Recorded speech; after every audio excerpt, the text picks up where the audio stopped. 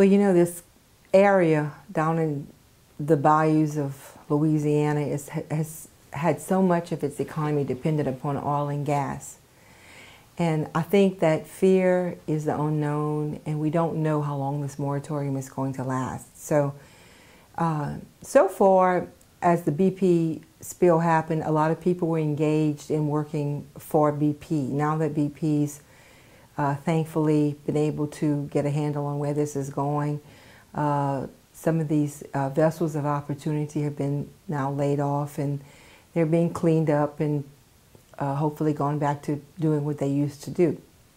But to say that the moratorium hasn't slapped everybody right in the face, I kind of compare it to a bug on the grill of a car sometimes. That's how startling of an event it was for those of us who depend so much upon oil and gas.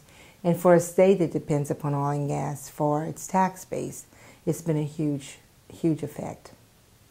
I'm sure people around the country look and say, my God, those poor people in Louisiana, what can happen next? But, you know, we have a joie de vivre here in Louisiana. We live on the edge. Everybody who lives in the edge takes a risk. But we have supplied a tremendous amount of energy for this country because we're willing to do it. We do it well.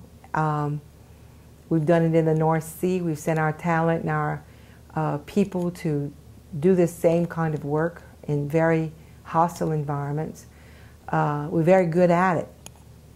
And we know that living here we can get hurricanes that come, and we're prepared to deal with that. And but this moratorium was different from every kind of hurricane that we've had to deal with, or washing away of the wetlands, or any of these other huge items that will be levees that failed, all these other things, because it affected such an enormous amount of people who so want to get back to work, who so want to continue doing what they do, which is to produce a great product. We're very proud of the fact that we produce energy for this country, you know.